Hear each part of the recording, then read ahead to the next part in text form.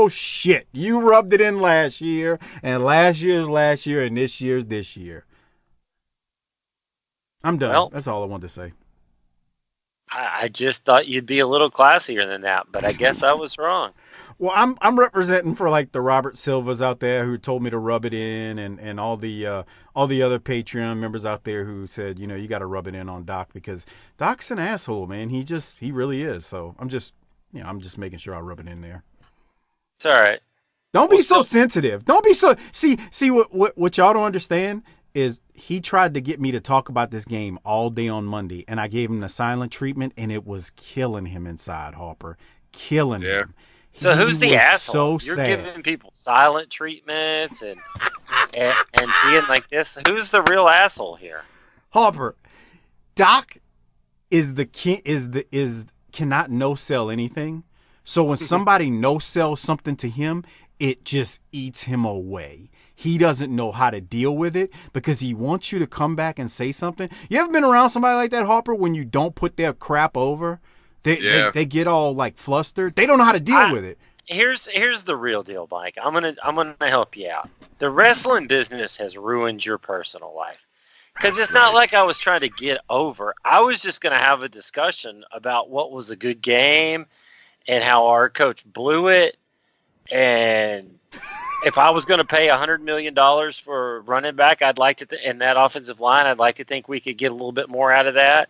How about them 45 yards, Doc, on 18 carries or whatever it was? Right, 35. but you turned it into I've got to no-sell something and try to drive somebody crazy, and it's a rib.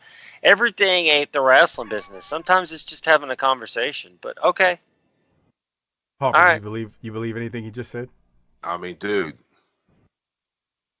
I mean, Harper has to Dolphins, believe something. dog. Harper has to believe something. I mean, he sees what kind of shit coach we have. So, Doc, go ahead now. Tell me, how upset were you at Garrett on Sunday night? It was pretty bad. It was mainly when he went for it on 4th and 1 in our own territory with 1:26 left in the second quarter. Jesus Christ! Yeah. You just gave the Saints a field goal.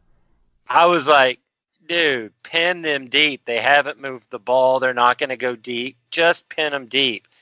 And he lines up, and I'm like, so we're averaging 1.4 yards a carry, and he's just real sure that this is going to change now. Hey, no, all BS aside, that was the dumbest move in that game because Bridgewater was not going to move them down into field goal range. So, see, here's the thing, and here's what the BTT Army needs to understand. Mike's like, oh, he was going to say this. I just gave you a critical analysis of where we went wrong. I don't like our owner. I don't like our coach. But I love our team. I'm just a normal guy who loves this football team, but Mike's got to be an ass about it. That's what He's trying to turn it around on me, Harper. I'm not the one who said. And here's the thing, guys. I was going to say Cowboys 16-0 in Super Bowl, but Mike said I couldn't do it. So then I went with, they'll go 8-8. Bullshit, pal. We're going 16-0, Super Bowl. Suck it. Look, these tapes are as doctored as if I was on the phone with the Ukraine. Come on. So yeah, we got the BTT Bowl this Sunday night. Civil war is what I call it. Reputations will be lost, families will be lost, co-hosts will be split, and we're going to 4-0, pal. Book it. All right. In all fairness, Doc has been telling me for as long as I've known him that Jason Garrett is a bitch and he hates him. I will admit to that. It's true. And here's the problem. We're just good enough on the talent side of the football of the coin here that we're going to end up saving this asshole's job. That's my biggest fear. Let me ask you a question, Doc. I would rather go 8-8 this year and get him fired and start with a new coach next year with hope than go 11-5, lose in the first round, and be saddled with his ass for another 5 years. Well, he's been there 10 years, huh? Jesus Christ, it feels like 40. Doc, if Sean Payton had the Cowboys roster, what do you think he'd be able to do with them? 12-4. Okay. Maybe 13-3, but 12-4. All right. Just curious. I tell you what. I tell you this. If we swapped coaches last week, we win. Oh yeah, that's definite. So there you go, right there. There's one win we didn't get. We would have got if we'd have had him. Well, it's a big night for wrestling. There's a lot going on.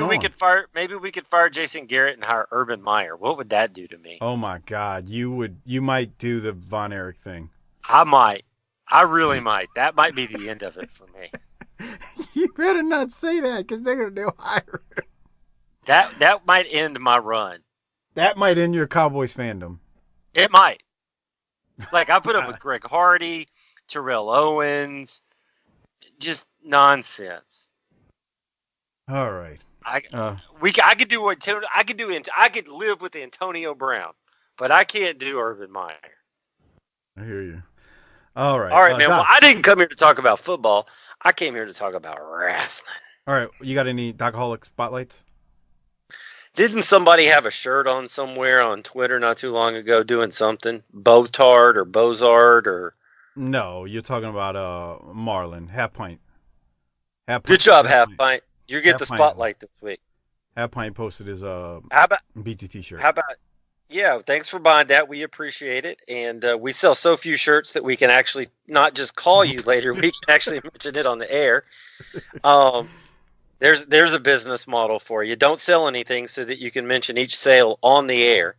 Mikey and DFW, you got it last week, but you mentioned it again on social media, so I'll give you the full spotlight this week. No, I ain't got nothing, man. I'm ready to talk this wrestling, though. It's better this week, isn't it? Yeah, matter of fact, I'm glad you said that. I want to mention two people. Alexander, new Patreon member. Thank you very much for signing up. And Brian Lowry, a.k.a. at JBL Objective on Twitter. He also recommended this to Mikey and DFW. So I gotta mention him as well. So Brian, thank you. Thank you for becoming a Patreon member. We appreciate it, and thank you for all your support. So Harper, you got anything before we get into Saturday night? As his phone rings. No. I just heard it. Harper, I got a question for you because everybody heard about my woes, but you said you got drunk during the game. Where were you watching the game from? The bay down the street. It's at a whiskey hole bar. In the wall. It's a hole in the wall, Doc. And then after that, I went to this place called Perry's that's open like 24 hours. That's not a good idea. What time did you shut down the drinking that night? Oh God. The next day. I don't know, 3. And were you with a vagina haver? Yeah. Yeah, but they're friends of mine. Oh, so they no Harperizations? No. Okay. Yeah, because once the base shut down, me and all the bartenders went to Perry's, and it's all broads. So. Any prospects in those broads, Harper? No. Oh, okay. Fuck, I've been looking at those fucking people since I was a kid. I probably know exactly who he's talking about because I was with him at that dump the last time I was in town. Yeah. Okay, right. Well. So we're going to get into Saturday night now, Doc? Yeah, this was actually a lot better than last week. So, some shows like to get the shows that are bad and make fun of them. We like good wrestling, so it's always helpful, right? I agree. This is June 11th, 1988. It's always helpful when it's a good Saturday night. This show opens with the entrance of Dusty and Sting. This is from the Clash of Champions, Clash of the Champions, and then we head right to the studio. When we go to the studio, it's Tony, JR, and David Crockett who mention the attack by the Horsemen on Luger that we covered on the most recent Clash of the Champions that dropped just a few days before this show on our Patreon feed, tinyurl.com/PatreonBTT. Sign up if you want coverage of that clash because it is up now for you to enjoy. Doc, any thoughts on anything from the opening?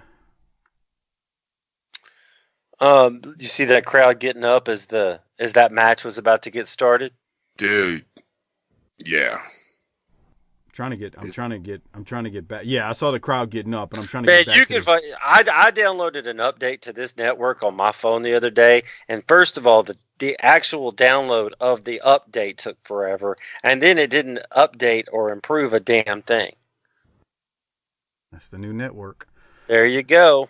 All right, let me go to this promo right now because Tony and JR and David Crockett, they throw us to Barry Windham, who's challenging Dusty, and yeah, here it is.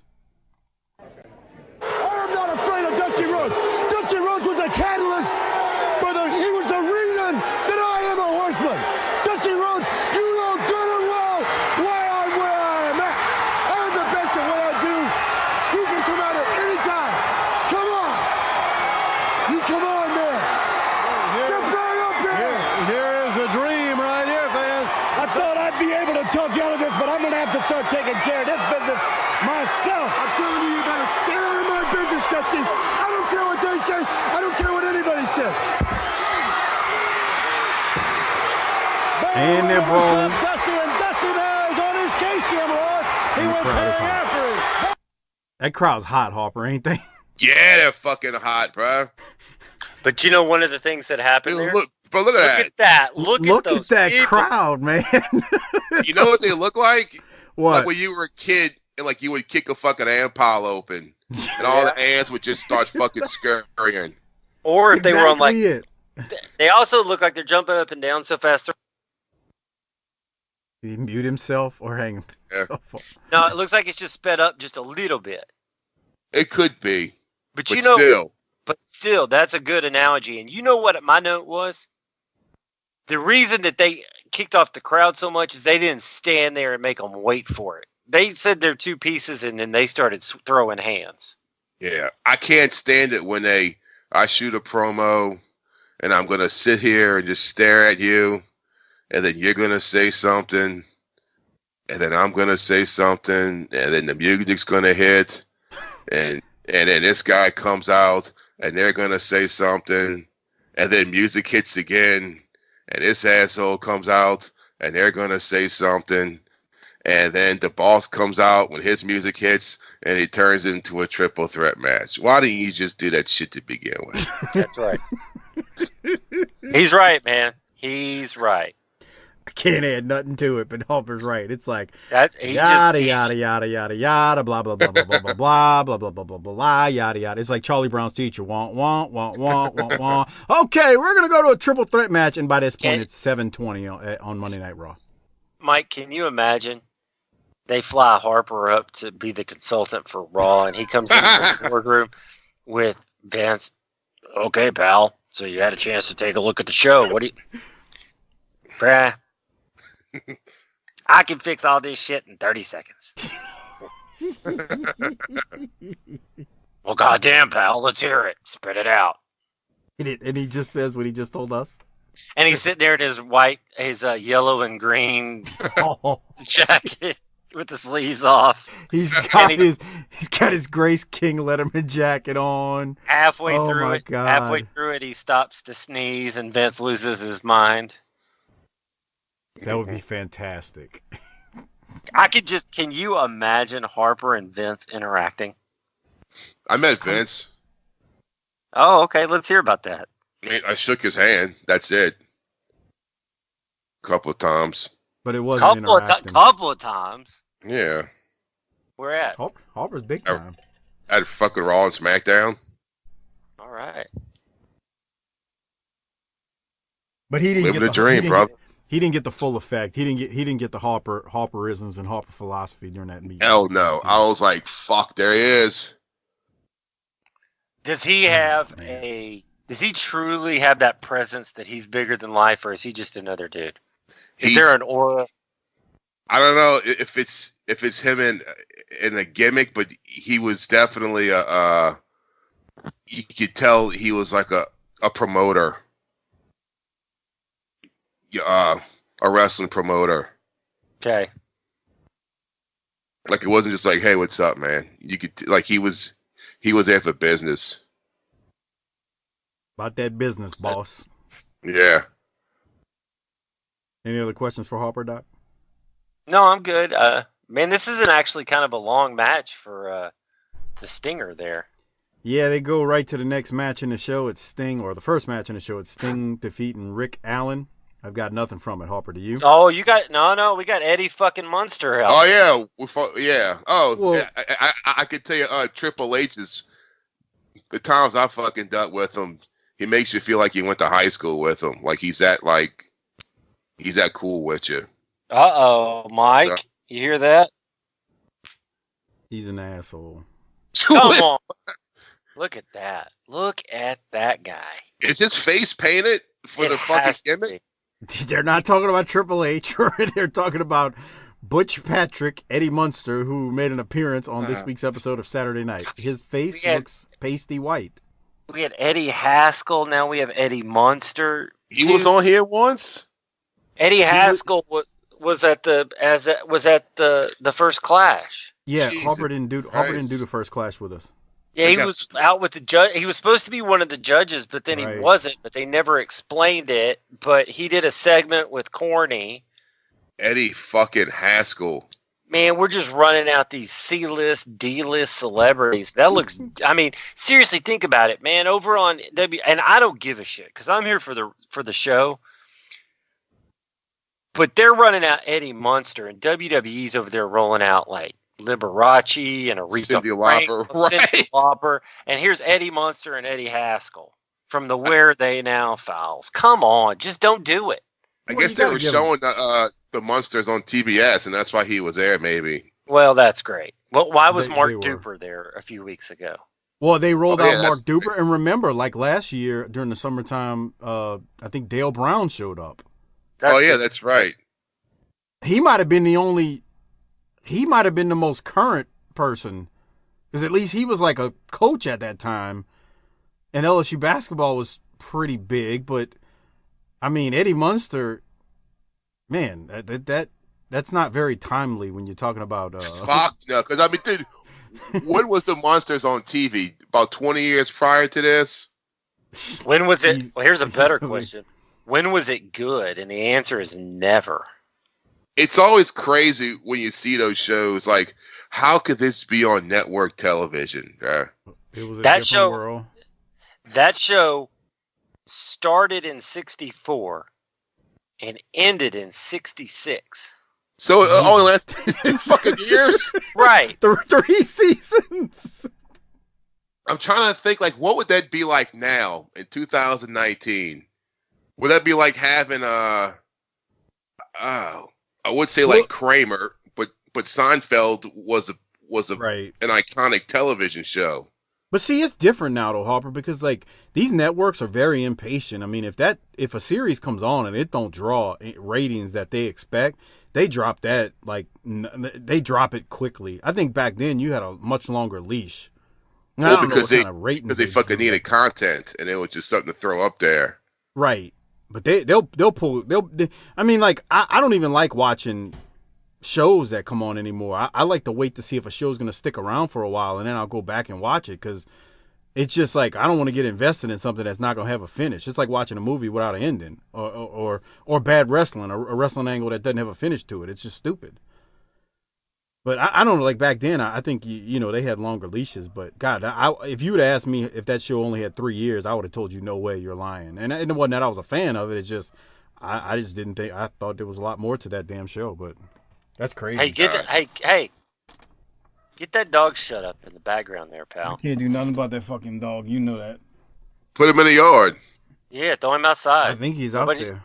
Nobody's there to stop you anymore. You can do whatever you want. That's nice. All right, where are we at? Because we've been on a Sting match for 10 minutes now. Dude, he's wrestling a marathon out there. He really is. Any other thoughts, though, from it, Halber or Doc? Nah. So then we go to Sting and Dr. Death. My notes, I got nothing from this. What do you have from it, Doc? My notes are, I got nothing from that. All right. Harper, you? Nothing. All right.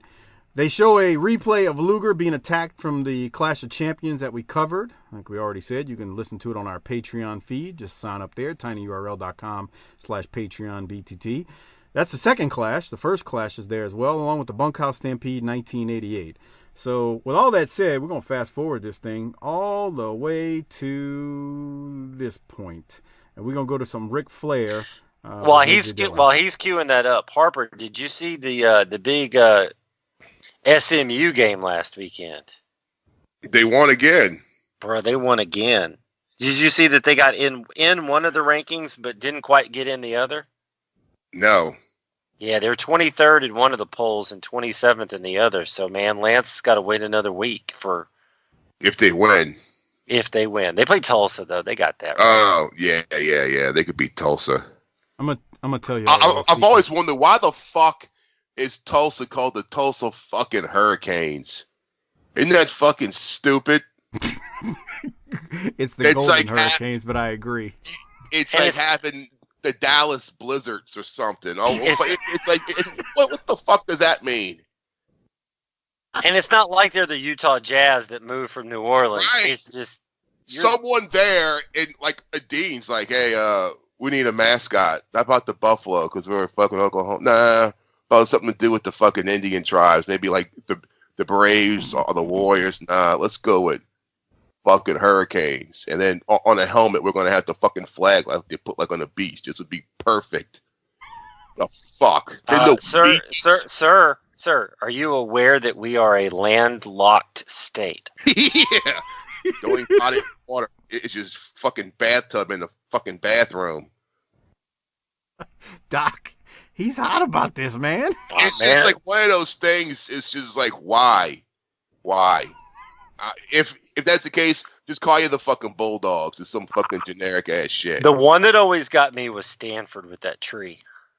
Well, that's like the state tree or something. That's like a Buckeye. That's theirs. It's a nut from a Buckeye tree. Because that's their state tree. That's why they're the Buckeyes. Okay. But what the fuck is a hurricane got to do with Tulsa, fucking Oklahoma? Nothing. Maybe the fucking the cyclones, maybe, or something to do with that kind of shit. Tornadoes. But a fucking hurricane? He's upset about this. This doesn't make sense. Right. Okay. Y'all ready for Ric Flair now, Doc? Yeah. Right. This was pretty awesome. Yeah, let's go to right now. We got Ric Flair and J.J. Dillon up at the mic. Here it is. You know, I'm not going to say that we haven't seen that before because we have, and I think if we go back earlier in the day on the Black Hawk, you kind of alluded that something like that would happen. Well, you're making it sound as if this act was totally premeditated. There's a couple other points that I think are more important. Number one, whatever took place happened outside the arena. So for once, the hands of the National Wrestling Alliance are tied. This is a personal issue between Lex Luger and the Four Horsemen. And what happened, frankly, did get a little bit out of hand because what we wanted to do was to confront Lex Luger and just explain to him one-on-one what he was getting in store for on July 10th. And it was Lex Luger himself that precipitated the act by fighting as he did so violently and keeping the Horsemen from confining him where we could have a few words with him. So actually, it's his own fault that the whole thing happened. And if Dusty Rhodes and the Road Warriors and Dr. Death and Sting and Nikita and anybody else that wants to stand up, if they don't like it, that's tough. All right, champ. You know, Luger used to say to me, he'd say, Nature Boy, when I was playing football, one of the real highs for me and all of my teammates was to hear you say, now we go to school. Well, you see, Luger, what happened to you in Miami, Florida it was school time, it was an education. And now, Luger, you see, I got one here. It doesn't bother me a bit because I know that to be a stud in this sport, you got to pay the price. And you see, what's upon us right now is the Great American Bash. Luger, you and I in particular have got a date in Baltimore, Maryland on the 10th of July. But preceding that. And God only knows I don't want to be there, but if I got to be in the war games, if I got to be in cage matches leading up to it, then pal, you better remember one thing. The Horsemen, the Powers of Pain, the Varsity Club, they're all my good friends. They all thrive on the blood and guts that make you a man in this sport. And the bottom line is, pal, that you and Sting, oh, Dr. Death, the watering hole was nothing, pal, compared to what you're going to understand. You see, Sting, look at Luger. He won't show you proudly, but they tell me he's got 20 stitches in that eye. 20 stitches. Pretty boy. Sting, you're next. Because I'm telling you that in the 30 days between now and July 10th, Dusty Rhodes, Sting, Nikita, Dr. Death, the Road Warriors, you all will find out firsthand why this is synonymous with world championships, with greatness, with financial success, because the bottom line is, and this is the most serious thing that I've ever said to the public in my entire life. I live and die and breathe each day of my life for this business. I've gone through women, I've gone through cars, I've gone through bankruptcy, I've done it all to be the best. And Luger, July 10th, I'm gonna hit you, I'm gonna break you, I'm gonna squeeze you. And boys, let some of us say it right now. Woo! Fans, Lex Luger is here today, and Jim Ross will talk to him a little bit later on. He gets the Rolex. What do you think, Doc? My exact note was, that's how you win a Rolex. Exact note was, that's how you win a Rolex. Just give it to him now, man. Get over when it. he said, this is the most serious thing I've ever said, and then he calmed down enough to say what he said, and you know, when he says, I've been through bankruptcy and women and cars, but I live and die by this business, dude, what do you do? Somebody it's a show wrap. this to every somebody. If there's wherever there's promo classes, just show this to him. You see him go for his. He got so worked up at the end, he went for his head again, and then caught himself. He was getting ready to open that shit up again. Harper, what did you think? You know what I fucking loved most about this is in the beginning, JJ explained, because if you're a kid watching this, you're thinking, wait a minute. Not too long ago, we saw Dusty beat up Tully with the fucking baseball bat, and he got suspended. Why aren't they suspended? Right. And he explained it. Because this happened outside the arena, so the NWA doesn't have any control over this. And besides, even if what happened, it wasn't our fault. It was Luger's fault.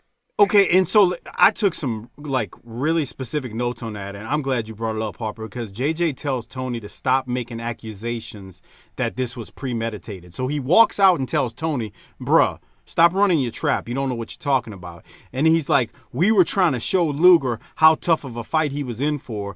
And then he blames Luger and says that we were just trying to talk to Luger and things got out of hand when Luger fought back.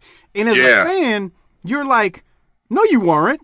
But JJ's a heel, so it's okay for him to lie and BS us like that. It's that's like textbook how to do it. And nobody does that anymore. But it was just textbook. Nope.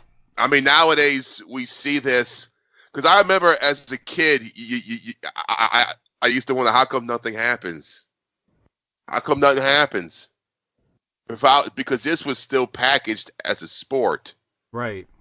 And I used to think, dude, if fucking Joe Montana showed up to the Meadowlands with the 49ers They walk into the locker room and fucking Lawrence Taylor comes out from behind a Coke machine with a baseball bat and takes out his fucking knee, he would be in jail.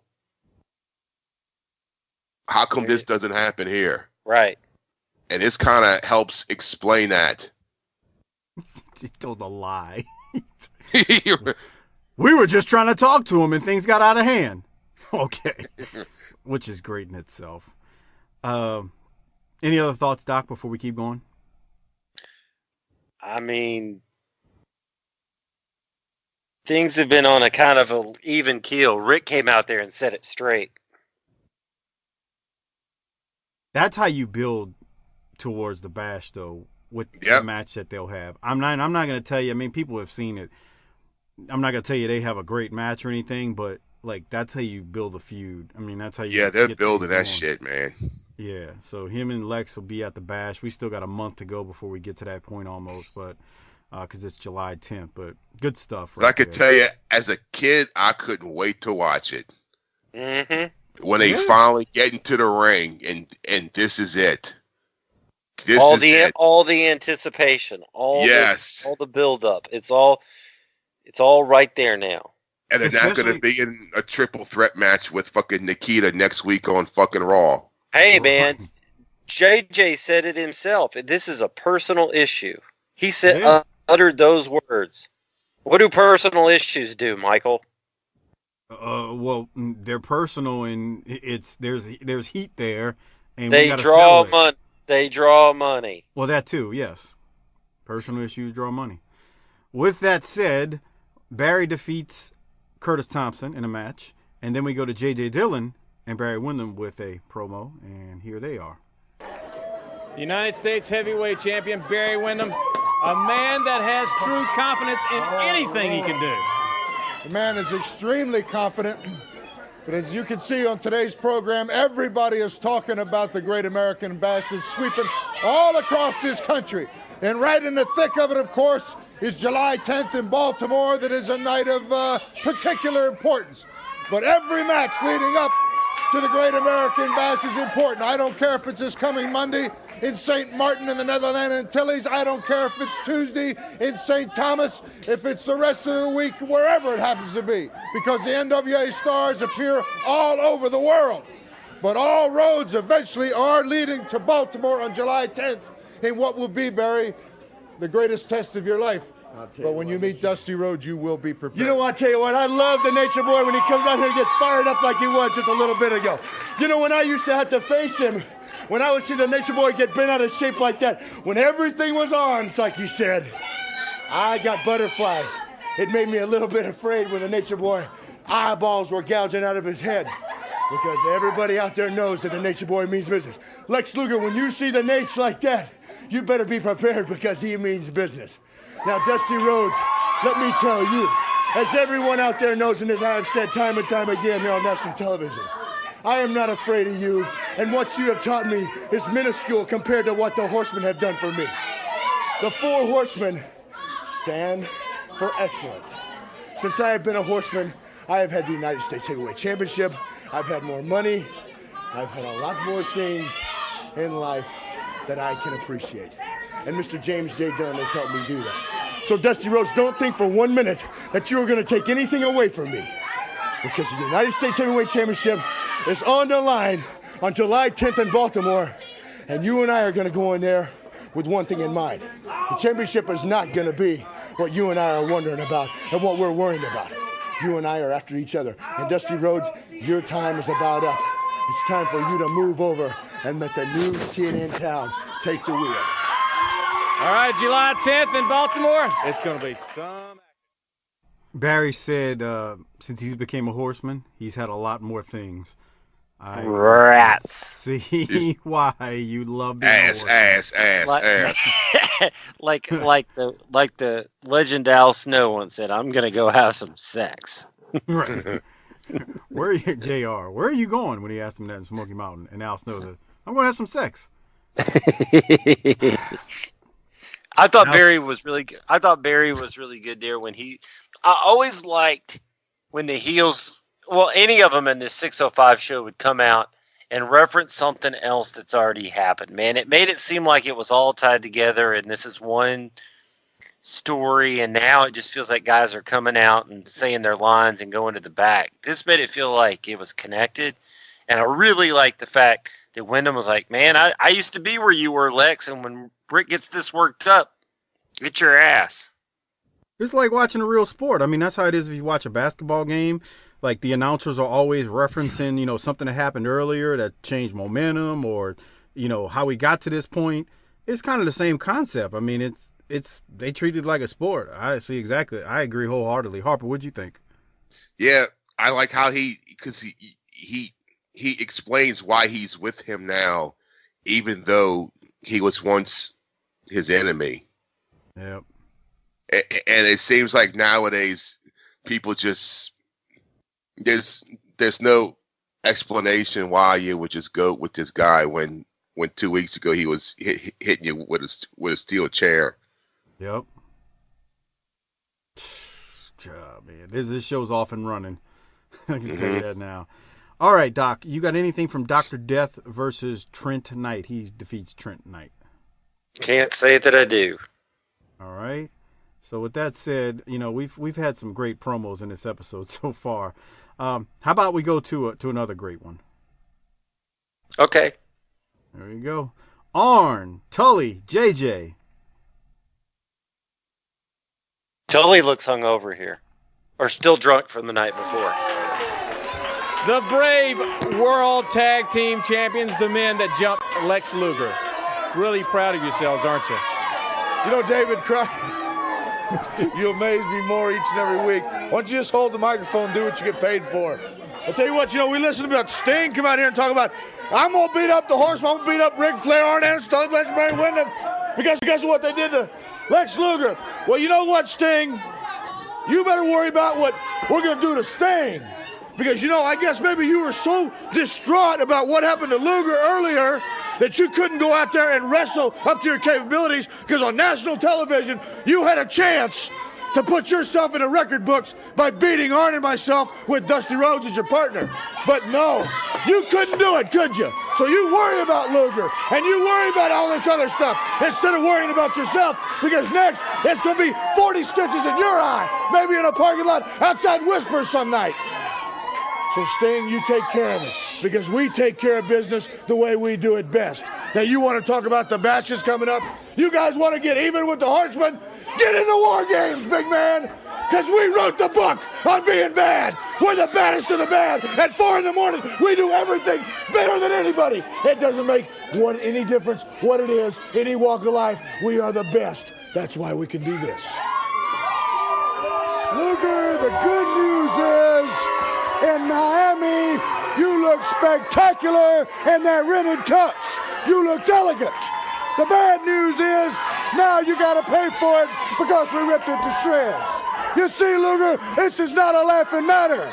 Now, with 40 stitches in your head, you know what Rhodes has been through. You know what Flair's been through. You know what the rest of the Horsemen have been through.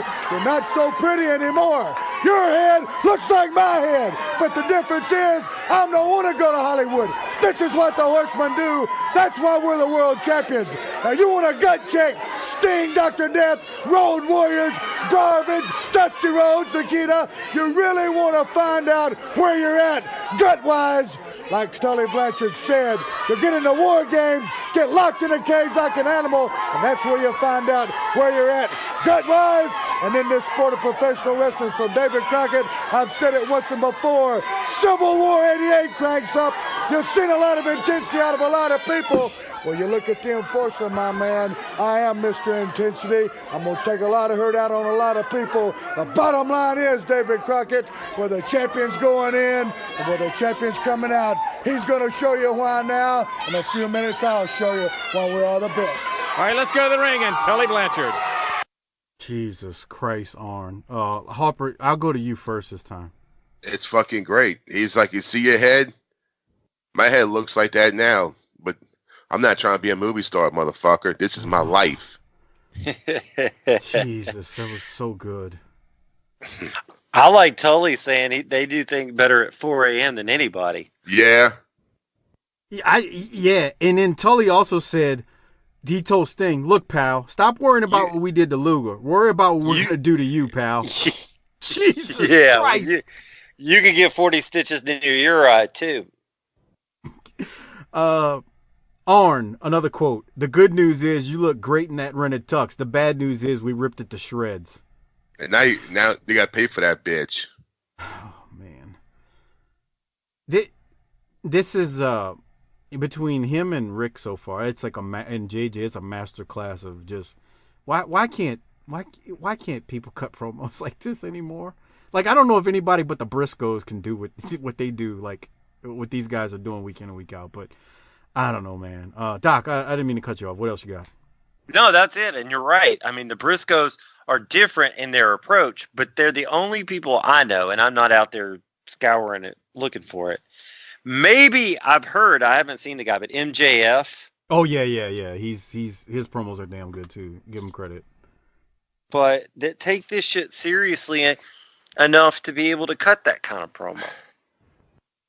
And Harper, and obviously Harper. Yeah. Well, yeah. I mean, nobody's as good as Harper, especially when he's in the WWL TV studio and he tells Sheba Turk, the lovely Sheba Turk, that he's the first 5-star professional or 5-star pro football or college football player from Delgado University. Yes. She's fine, huh? Oh my God, she is glorious. Oh, yum. God, she is the If you don't know who I'm talking about, Sheba Turk, look it up.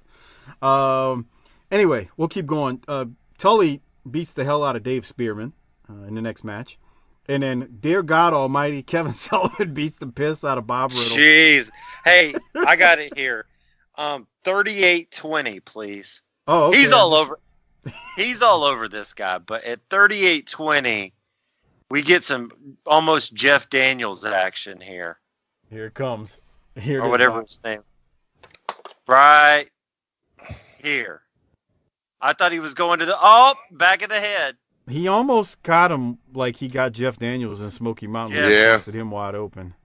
Keith Daniels, Jeff Daniels, I forget his name, but he split that guy's wig from the backside. You got hot about it. You said you wanted to stick a golden spike in his eye for that. I mean, it was reckless. I mean, I think anybody who watched it would say it's reckless, but I like this, man, because this was different. This was a level of aggression that you don't normally see on the Saturday Night Show, and it drives home the point that Sullivan's a madman. He just don't. He treats these guys. He's almost as bad as Ronnie Garvin in some ways. I thought the same thing in this. I mean, he doesn't stretch him in like be like that though. Right, he wouldn't. That's true. Like he doesn't put the guys in like that bow and arrow hold, and he doesn't put them in any sugar holes or anything but like Garvin does. But Sullivan lays it in, man. He beats the hell out of these guys. Harper, what else you had from this? He fucks his poor little guy up. Man, he's just beating this poor bastard. Oh, it's rather sad. It's rather sad. All right, Doc, any other thoughts before I go to Sullivan's promo? No, I want to hear it, though. Yeah, he's about to tell us again what he does to Patty. Here it is. Sullivan, the games master. I want to ask one question. What was it that you had that Patty wanted so much? What was that note? Was it a note, letter? Yeah, it was a note. Goes way back. Let me tell you something, David Crockett. Everybody's getting ready, obviously, for July 10th in Baltimore. Ric Flair will die in the ring rather than give that to Luger. But I'm going to say something. Everybody has stopped telling the truth here on the subject with me and Patty. If you want to know why I'm so mad, it's real simple. She used to drive my car. She used to eat at my table, and she used to sleep in my bed. It's real simple. It has happened to every man in America. Some slime ball comes over, and it starts for cocktails. And then it goes for afternoon tea. And then the next thing you know, she has moved out and living at another address. Well, Jimmy Garvin, I'll be damned if in Baltimore, in the Tower of Doom, it reaches to the ceiling. And yes, I devised it because I'm going to tell you one thing, Jimmy Garvin. You can take anybody you want. The American Dream, the Road Warriors, Lex Luger, and you can roll them up.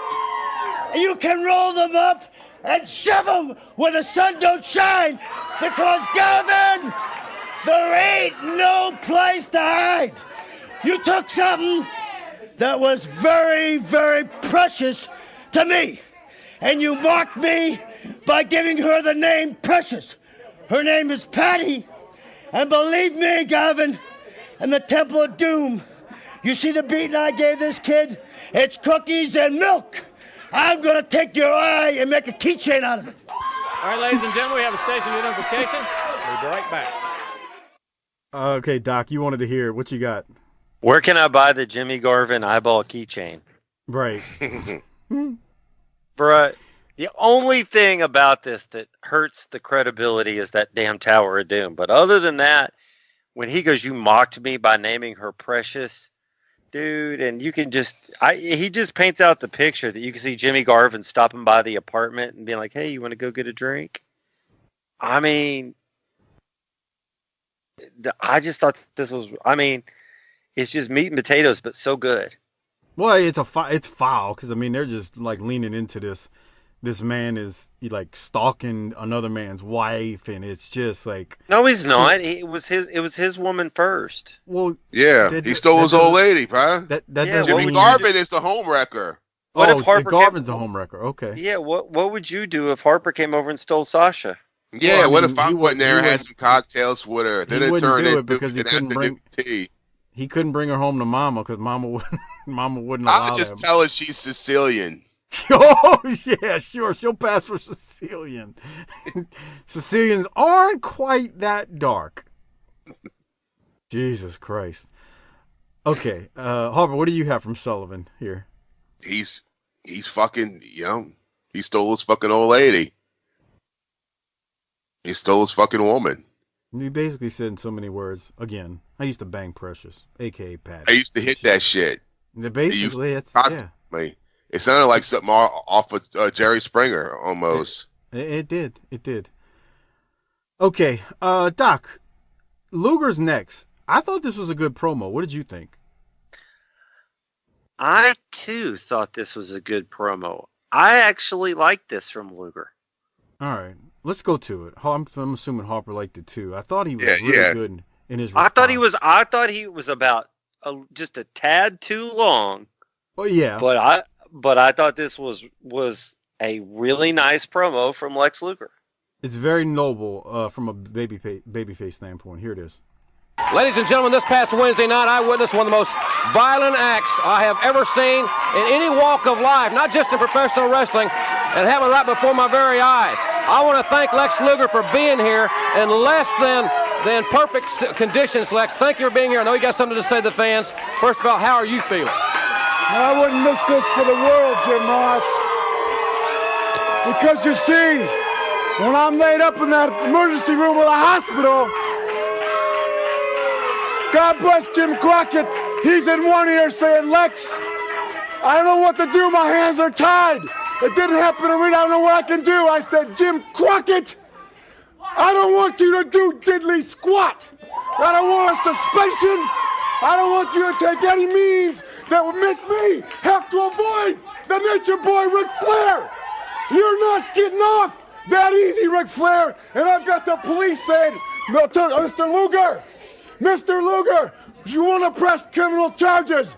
Hell no! I don't want to press criminal charges because you'll have one of your high-priced attorneys get you out in an hour.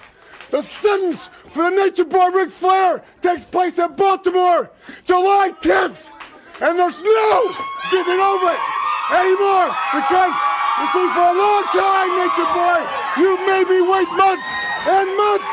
And when you will finally face with the reality of this right here, you said to yourself, what do I do? Well, you bring your sons, your goons, to a parking lot. Well, that's great with 4 guys. But in Baltimore, You've got to walk that aisle, and this time the roles are reversed. You've had a long career. You've said you've bled. You've said you've sweat. Well, this time around, you're going to bleed more in that one match. You're going to sweat more than you've ever have in your whole career, Nature Boy, because you're mine in Baltimore. And this time, you walk that aisle with that sick feeling in your stomach, because for all the time you made me wait, this time what you've done is you've just fanned the flames. You have lit a powder keg that you will not be put out. That belt means more to you than anything in this world.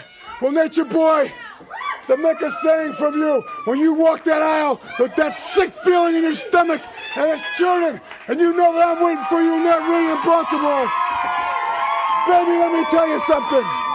You are gonna be mine all night long, Nature Boy. And you're right. I don't know. We've heard enough. It's going to be something on July the 10th. Let's go to the ring. I don't know what's up with all the silent audio. That's not me. He kept saying ass.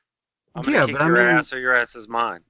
We've heard. I don't get it. We've heard that a million times. I guess TBS was just being very sensitive about this type of stuff. But whatever. Doc, what are your thoughts on Luger? I like it because I like his voice cracking and some light cussing, and just I don't want the cops or Jim Crockett involved. I'll handle this. That's just all good babyface stuff, and he had some good emotion there. I thought he did great. I thought I got the exact same note about that. Harper, what about you? Yeah, I liked it. And once again, he explained, why didn't the police get involved? Yep. They tried, and he said, no, fuck that. I got this. And that's like a very noble thing to do. No, I don't want your help. I'm going to handle this in the ring July 10th when I go for that world title. That's all you need to know. It's like you can't get any better than that. So we go to this next match. It is Arn Anderson who defeats Smoky Mountain talent Tommy Angel. Doc, any thoughts on Arn whooping up on Tommy Angel? He's on him there, but if you go to 47-25, I just wonder who messed that up. I would go with Tommy Angel. I just saw it. That's nice. Tommy got I don't know. It looked like he got stuck and was like, all right, let me throw a drop kick, and that was that. So, Harper, any other thoughts on this match? No. We go to the Spam Slam of the week. Our targeted Southern Wrestling Marketing of the week goes to Tommy Rogers from the Fantastics for a big power slam.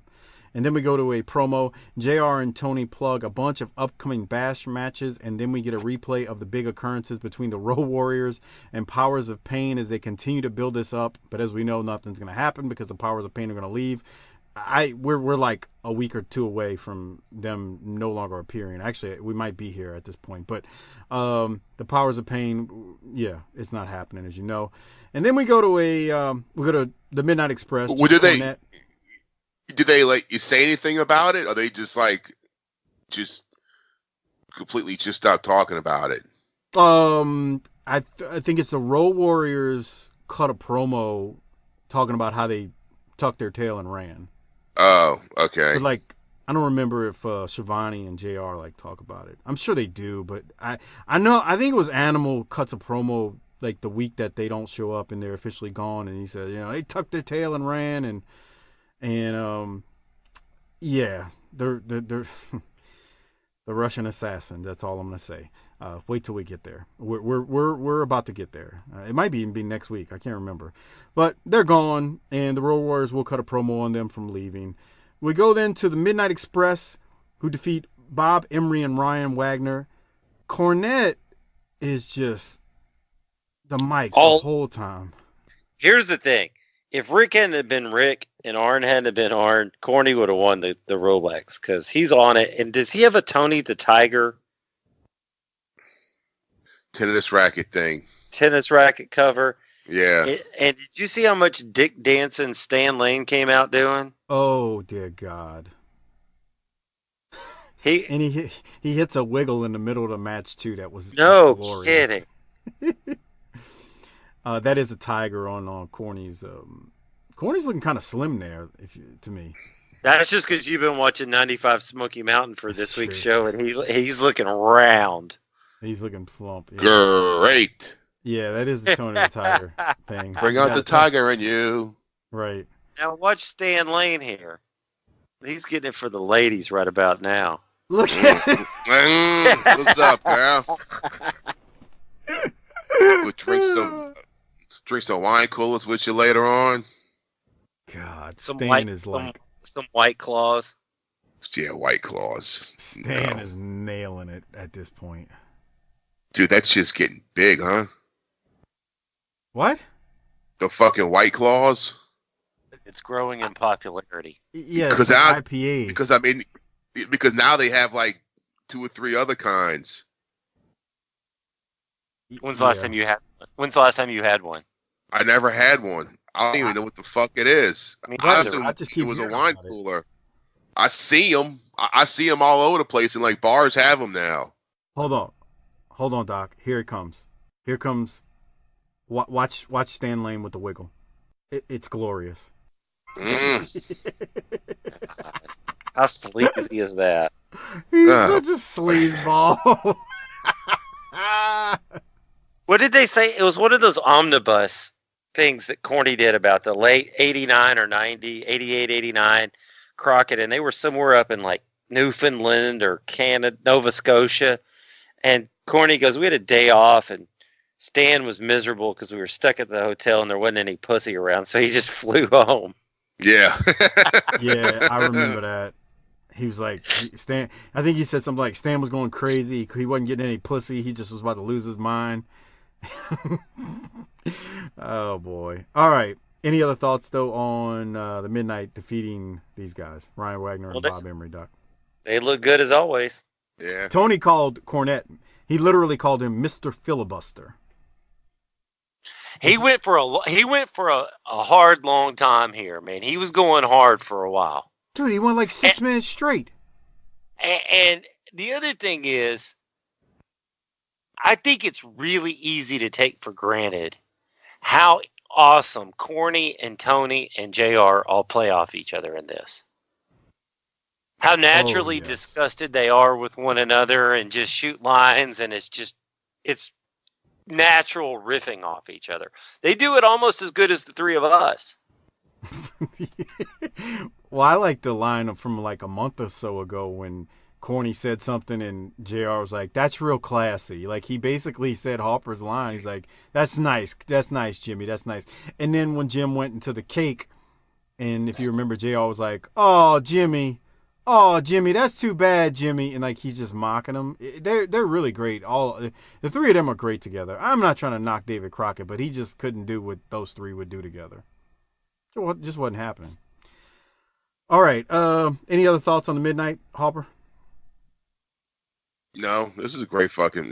This was fun to watch. Yeah, beating some ass and all that stuff. And of course, this thing just froze up again. No, it didn't. There it is. All right. Look at Stan. He's cackling. He liked that shit where they busted him up on the straitjackets. He sure the hell did. He was enjoying it.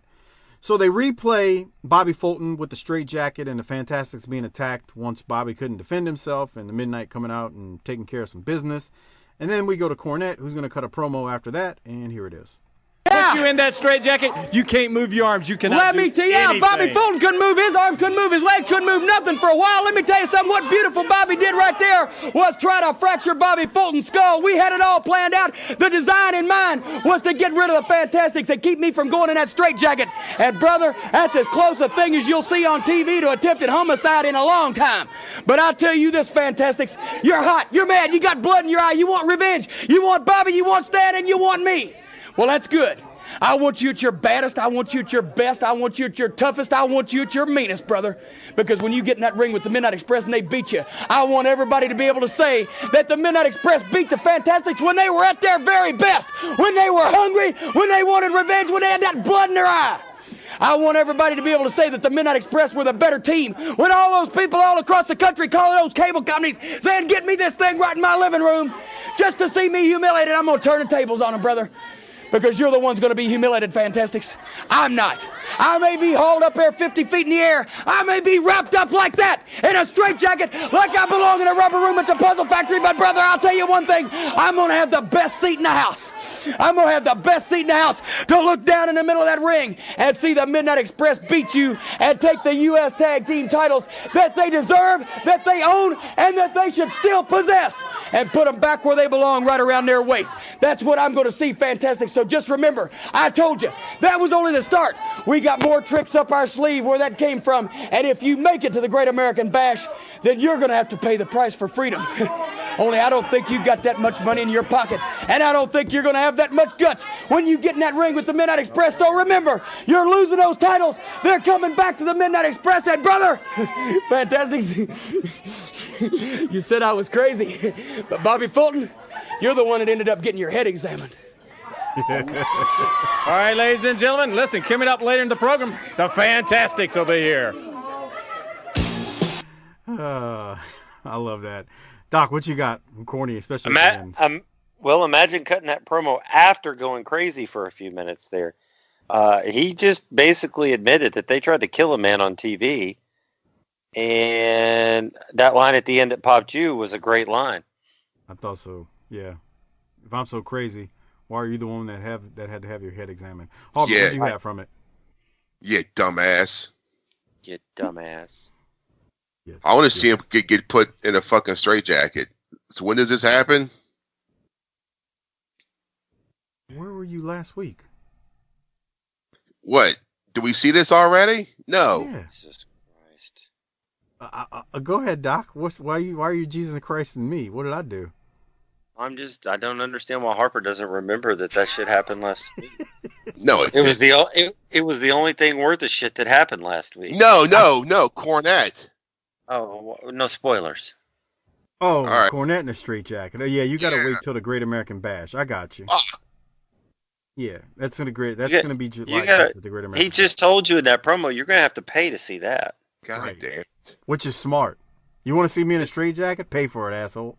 Yeah, that's why none of us ever saw anything really ever happen in wrestling as kids. Isn't that true though? That was the barrier. That wall might as well have been 400 feet high for us because we were getting over it. I remember having a look in magazines. Yes, and those come out who knows when. You're right. I know we've talked about this before, and I just don't know the answer though. Doc, when's the first live pay-per-view you ever saw? Wrestling. No, not boxing or anything like that. Well, it probably was. My first live pay-per-view probably was a wrestling pay-per-view, and it had to be 1995. Damn. Yeah. Okay, Harper. I left the sport, came back years later, and then got one in my 20s. I was in my 20s. I know that. Okay. All right, Harper. I got to see a Larry Holmes boxing match on HBO, and we didn't have HBO. My grandparents did.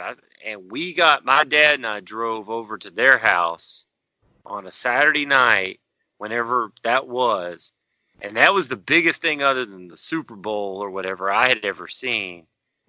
And I just remember thinking, man, if this is this cool, I wonder what wrestling pay-per-views are like. And then it would be like another, I don't know, 11 years before I found out. Fuck.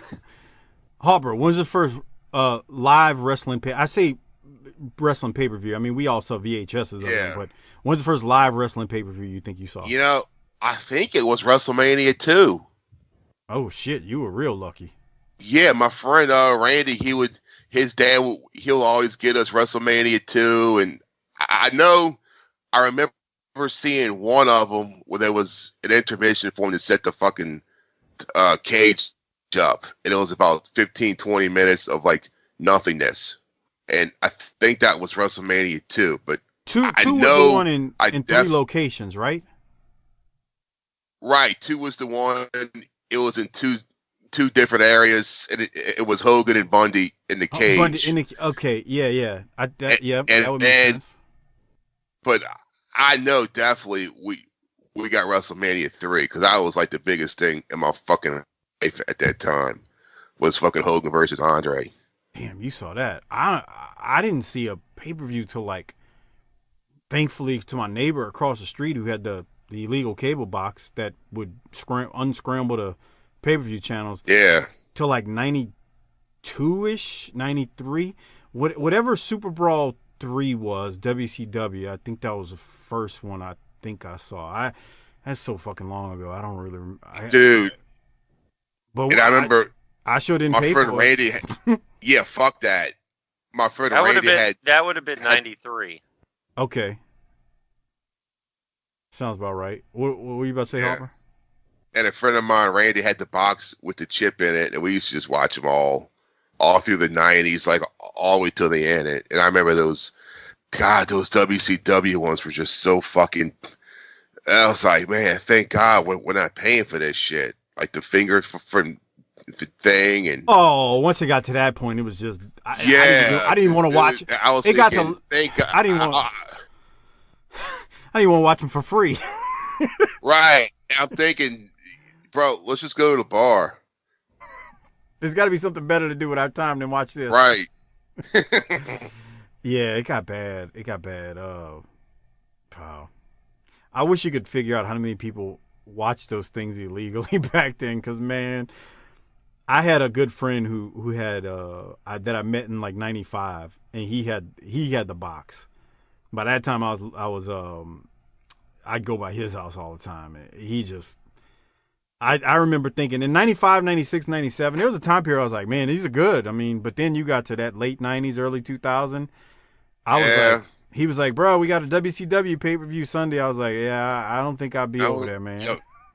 Yeah, fuck you when you're uncensored. I don't know if I'd be over there. Well, Doc, that was the one where the uncensored in the cage, right? With the Tower of Doom, where you was like, man, I want my money back. Wasn't it? What?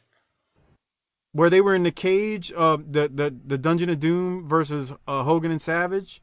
Wasn't that the 95? What pay-per-view was that you were like, man, I want my money back?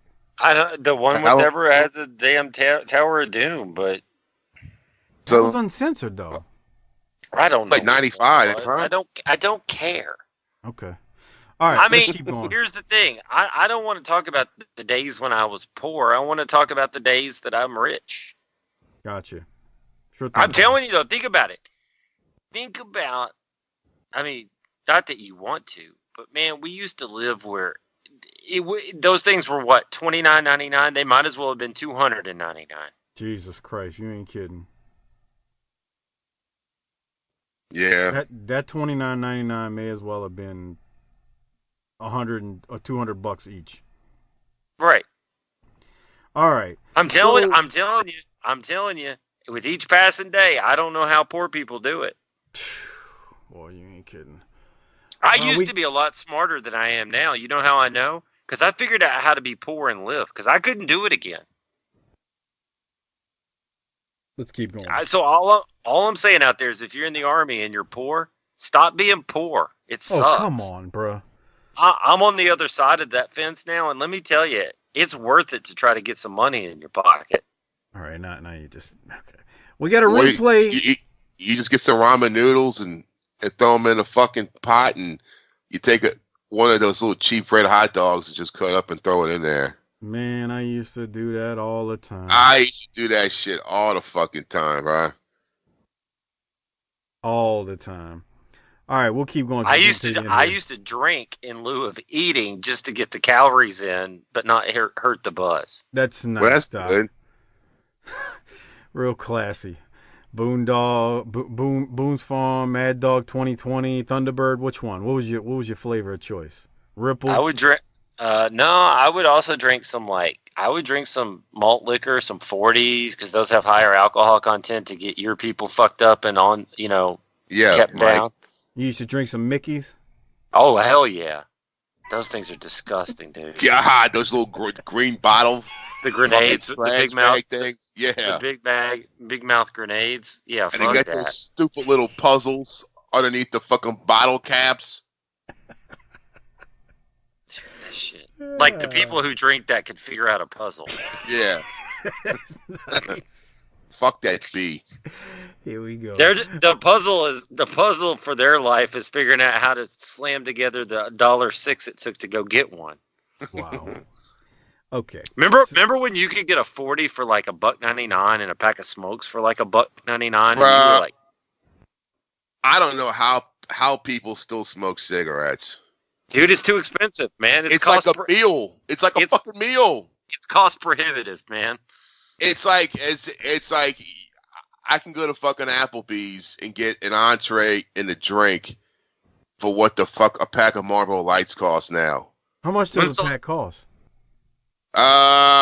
Dude, it depends. At the gas stations, they're like $8, $7, and if you're at a bar that still has the fucking little vending machine things, they're fucking $10 for one pack.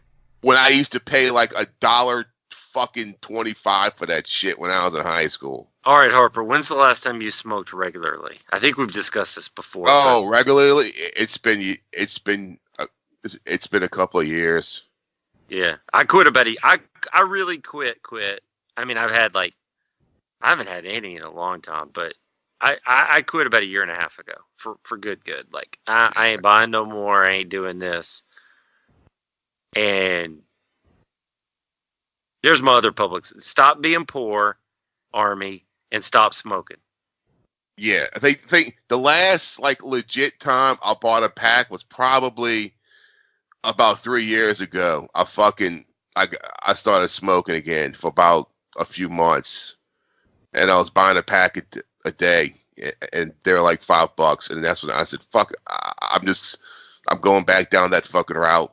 I'm not fucking doing it. I'm not becoming a smoker again. Fuck this," and I stopped. When they gonna legalize that sticky icky stuff? What's that? In our lifetimes, but after we're too old to really enjoy it. Mike, other than being an asshole, what's the worst thing you've been addicted to? Diet soda. That might be just as bad as smoking if we're all being honest. Well, no, I only drink 2 of those a day now. I used to drink them. I used to live like that was my water. Yeah. For the longest, and now I drink one with lunch and one with dinner, and that's it. Yeah. I try to. I'm like you, Harper. I've tried to limit them to like 2 a day because I'm drinking. You and I had that talk. I was just drinking way too much of them, way too much. But that's the worst. I'd say that's the worst by far. Yeah. Like consistency. So here's the big Doc confessional. So I drink about 3 cups of coffee in the morning. I drink water after that. Here's the big news. I haven't quit, but just to see what would happen, I quit drinking for a while. And we doing all that and working out. White Lashley is under 200 pounds for the first time in 19 years. There you go, pal. For natural, well, I mean, well, how often would you drink? I'd have a couple of beers. Well, but not like it's alcoholic, bro. I get drunk a couple of times a week though. See? Really? Yeah. What the fuck? What the fuck y'all doing over there? I told you. Y'all used to think I was joking. That bastard would drink beer all the time. Yeah, and I've lost. So I've lost about 17 pounds this summer. Yeah, but part of that too is because your activity level outside with the kids and youth sports, and it's like panther piss hot outside too. But on a normal day like today, I have had nothing but coffee, black coffee, and water to drink. I ain't drinking calories, man. Yeah, you can save a lot when you don't drink calories. That's for damn sure. And I quit smoking, and I've lost weight. I mean, I plan to live forever. We're gonna keep doing this show forever. We're gonna run out of wrestling before we quit this show. That's what we gotta get to the go home queue shortly. But before we do that on this show, we get a replay match from the Clash of Champions between Nikita and Dr. Death. We covered that in detail on the Patreon show. We also get a match from the Fantastics who defeat the grappler, and this is not Lynn Denton, the grappler from Mid-South and many other territories, in case anybody's wondering. But he calls himself the grappler. Doc, any thoughts on that match? No, I want to get to the promo where we get another Ajax reference. Oh, yes. Yeah. Here it is. Tommy Rogers, Bobby Fulton, the Fantastics promo with they're up there with JR. Here it is. A week now to reflect on the situation happened right here in the studio. What are your thoughts, Bob, on this situation? Well, let me tell you right now, Mr. Ross, you know we've known you for a long, long time. And you know that we never back down from anybody. Cornette, this is what you want. But we got something else for you. Because I want to see how you can handle it. I'm a man. I can take it like a man. But you're a mouse, Cornette. You and the Midnight Express are through. I hope that somewhere in that great American bash that there's enough people to pull the Fantastics off. Jimmy Cornette and the Midnight Express. Because Cornette, step in the ring. Try to be a man. You're not going to be the man that the Fantastics are. Midnight Express, you be prepared for the beating of your life. Because we got something coming for you, brother. Ajax won't be able to take off. That's right, you know, Mr. Ross. There's words to describe Jimmy Cornette, but not on public television. We come out here last week to show all these people what a straitjacket what Jimmy Cornette was going to be in. He wasn't supposed to be in the same studio. He wasn't supposed to be in the same state. But he showed up. That shows what kind of a liar, what kind of a weasel Jimmy Cornette is. But Bobby, he took a chair that no man I've ever seen take. So he's got more man in his little finger than Bobby Eaton Stanley and Jimmy Cornette do in their whole body. I took it to the throat, and I still got up. We're still here. So Jimmy Cornette, when it comes time for that straitjacket match, and you're up there in the air, and we beat Jimmy Cornette, and we beat the Midnight Express, and you come down, Jimmy Cornette, just think what we're going to do to you. Just think. I want you to sleep on it, brother, and sleep on it good. Join us next week, ladies and gentlemen, for more NWA action. He gonna put something on him that Ajax won't wash off, Doc. What else you got? Just a solid babyface promo that's just done right, man. Amen. I like it. Hopper, any thoughts before we rate it? Yeah, it wasn't a bad promo. It was you know, down the middle. Yeah. Meat and potatoes, babyface promo. I think the reason we really wanted to hear it was Bobby Fulton with the breaking out the old Robert Gibson line. I'm putting on you, Ajax. Come on, wash off. Why are y'all saying it that way? Because that's how. Did you see the spoiler from the NWA taping? Yeah. Yes, we got champs. They won the NWA. We got new champs. They won the NWA World Titles. Somebody posted in the Facebook group, in our Facebook group, the picture, and then there's another picture of somebody saying, "What's Robert Gibson looking at?" That's messed up. Come on. I mean, dude, Robert Gibson looks like Mike Tenay now for some reason. Wow. Remember that time that Matt Hardy asked him if they wanted some green beans, and Robert Gibson said yes. Yes. When they did. And he said what? Said yes. What was that? What was that called, Doc? When they were at the Hardy compound? Total deletion. Total deletion. Jesus Lord. Wow, it feels like it was 20 years ago. Okay. It does feel like it feels like it was so long ago. Yes. All right, Doc. We got to rate this thing.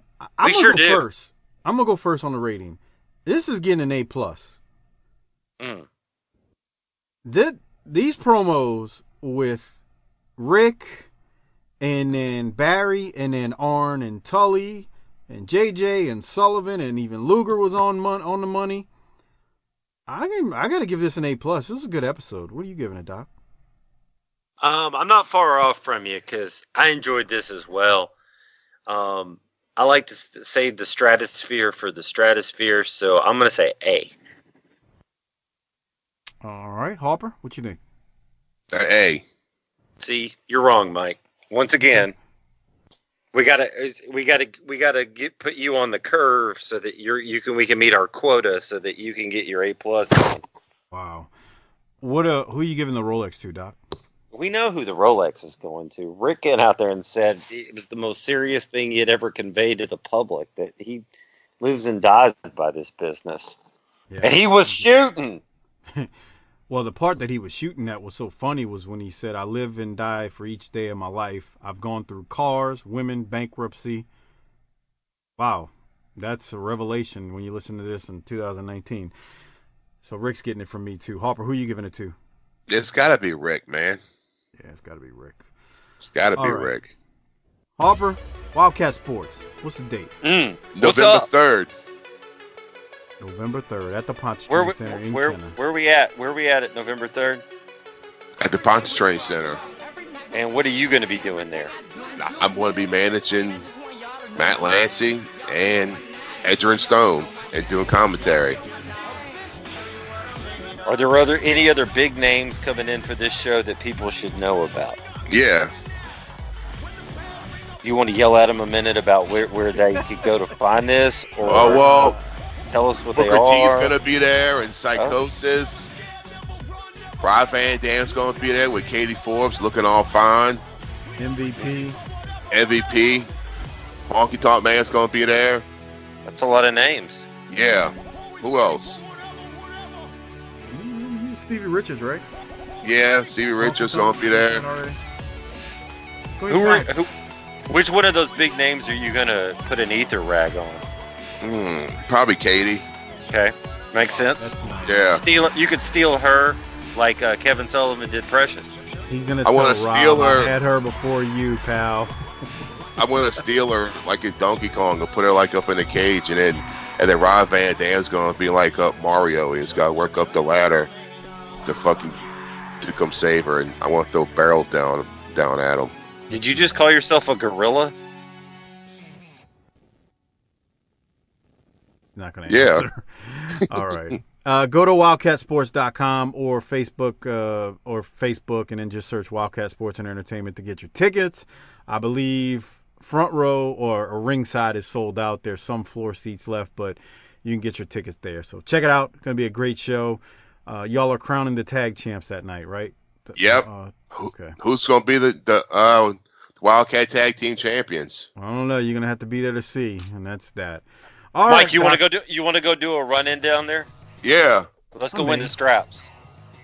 Oh, you mean tag with you? Yeah, me and you could go win the So straps. basically, I'll be working on my own then, right? I'll go over to the commentary with Harper like Al Snow does when Unabomb is fighting and Smoky Mountain. I'll think about Harper's it. like, what are you going to do later, Doc? I'm going to go have sex. All right, Doc. Anything else tonight? No, man, we got to go. We do have to go. So, Harper, hit the tagline. Take us home. Book it, bitch.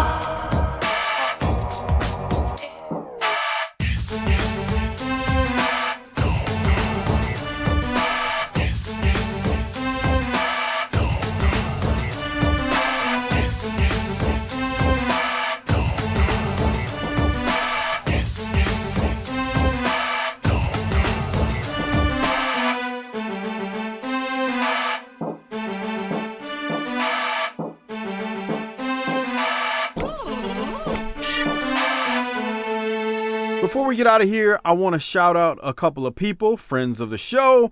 Also want to shout out some Patreon members and thank them for their patronage. Before I do all that, like I said, a couple of friends of the show and podcasts that we hope you support. Check out the Wrestling Podcast About Nothing with Brian Malonis from ROH and Mike Crockett. They do their show every single Monday. Monday mornings the shows drop. They talk current and classic wrestling, along with some indie stuff too, but it's a good show. They're friends of mine, so please support them because they support us. Also, check out Our Vantage Point, the Retro Wrestling Podcast, run by buddies of mine, Joe Murata and Michael Quinn, as they give their take on the northern side of pro wrestling's history. Slightly classier, definitely more professional than we are. Thank you, Joe and Quinn, for all of your plugs. We appreciate it. Also, check out the Bottom Line Cast with Mike Prue and JV. They do their show. I believe their shows are dropping on Wednesdays these days. I keep forgetting, but they're basically breaking down the career of Stone Cold Steve Austin. So check out Mike and JV as they do their thing. Great show. And also Mike and JV do the ECW Extreme Livecast on our Patreon feed at the $5 level. So good guys doing some good work, and I appreciate it, Mike and JV. Thank you for all of your support. And like I said, I want to thank all the Patreon members out there for their support and patronage. We really appreciate it.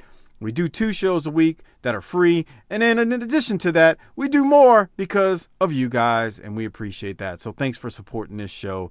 It's definitely a great thing that you do for us and supporting us. I mean, I can't say it enough. I'm eternally grateful for all the patrons we have. And as I'm talking about being eternally grateful, shout out to the Hall of Fame patrons: Kevin Carter, Michael Angel, Bob Richards, Rocky Suazo, Christopher Champer, Will Harkey, Robbie Dyson, Rick Beebe, Brad Dunifin, Tom Schlegel, Coach Joey Chase, a.k.a. Willie Chase, Steve Malbasa, LaRon Brown, Kenny Beiersdorf, Glenn Abbott at GA WrestleNut on Twitter, Bobby Murray, Marlon Mueller, a.k.a. at Half Pints Point. Keep cutting them promos, kid. I know you would love when I say that. Josh Warren, Everett Starr, Mike Childrey, Kyle Riley, Disrespectfully Classy, Marky Blassie, Craig Norman, Johnny on Patreon, the great John Dean at YRC21, Josh Dunn, Ryan in Auburn, at Ryan in Auburn, that is, on Twitter. Good old Justin, Robert Smith, Joseph Ice, Tim Moretti, Adam Price, Brian Evans, Mark Wilson, Armando Martinez, David Jordan, Jesse Jacobs, Josh Fields, Chris Myers, Gerald Green, Mitchell Johnson, Mike Prue, Will Parker,